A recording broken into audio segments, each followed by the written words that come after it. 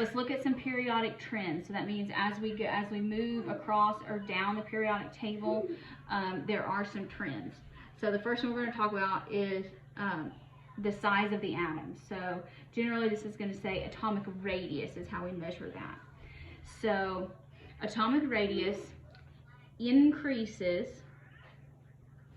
down a group because as you go down the group, you have filled up all of these energy levels, and so as you get more and more electrons, they're going to have to be farther and further out. So you have the higher principal quantum number, so the orbitals are larger and larger. Now, the atomic radius actually tends to decrease, so it decreases across a period, meaning as you go, so this is a group, this is a group, this is a period. So there's 7 periods and there's like 18 groups, but we only care about 8 of them. All right, so as atomic radius gets bigger as you go down because you're getting more orbitals, it actually gets smaller as you go across. Because the effective nuclear charge increases, so the valence shell is actually held closer. What is effective nuclear charge? The book goes into a lot of detail about this. I'm just going to cover it briefly. It might be on the homework, but it helps conceptually, but it's not really that important to me. So effective nuclear charge is the average or the net charge experienced by an electron. So outer electrons, as we had talked about, experience shielding from the nucleus because of the core electrons, so those like valence electrons. And then outer electrons, but they do not effectively screen each other. So they're shielded by the core electrons, but not from each other. So the shielding causes the outer electrons to experience less than the full strength of the charge of the nucleus. So the book talks about Z, which is going to be the effective nuclear charge, equals Z, which is atomic number, minus S. So Z equals the actual nuclear charge, how many protons there are. So equals atomic number, because remember when we were writing symbols, Z represented atomic number. I don't know why, but somebody decided that. And S represents the charge that is screened by other electrons. So if as you go across it's getting more and more electrons, and remember positives and negatives attract, so these, when in this 2p shell, they're shielded by these, or this is a 3p, sorry. So they're shielded by the 3 S's, but they don't shield each other. So it's getting more protons.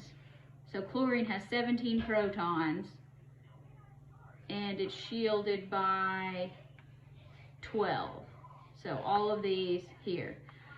So that's 5. If you have aluminum, it has 13 protons, and 12 of them are shielded. So the more you go to the right, the smaller it is, because you get more protons.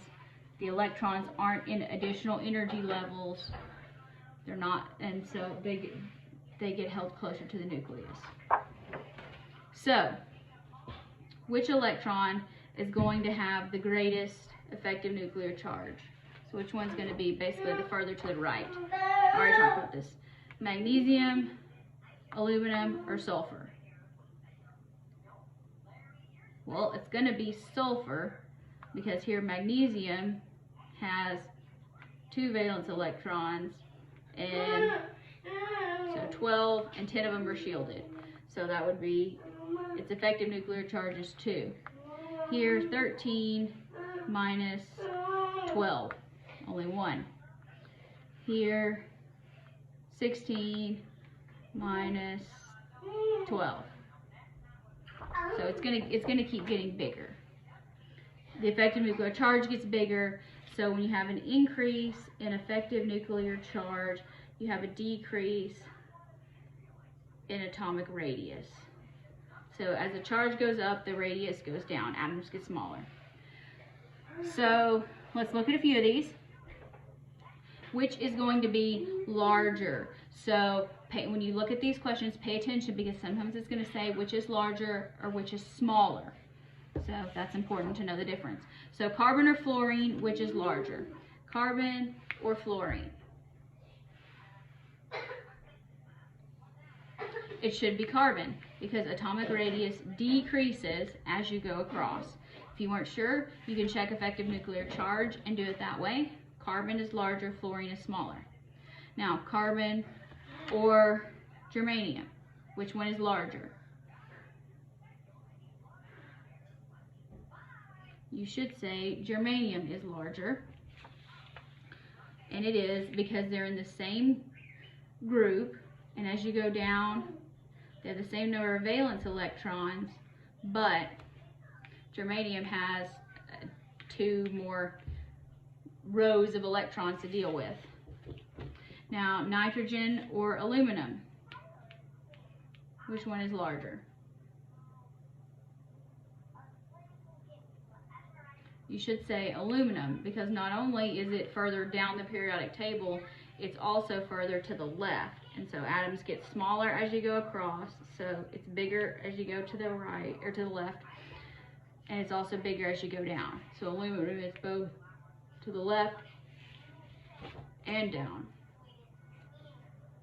Now, aluminum or germanium?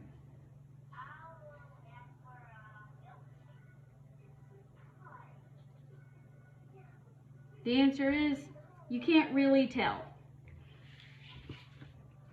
So that's kind of a trick question. But you can't tell using those rules, because germanium should be bigger because it has more electrons, but it's also further to the left, which means it should be getting smaller because of nuclear charge. So it's tough to tell there. So you can't tell just with the rules.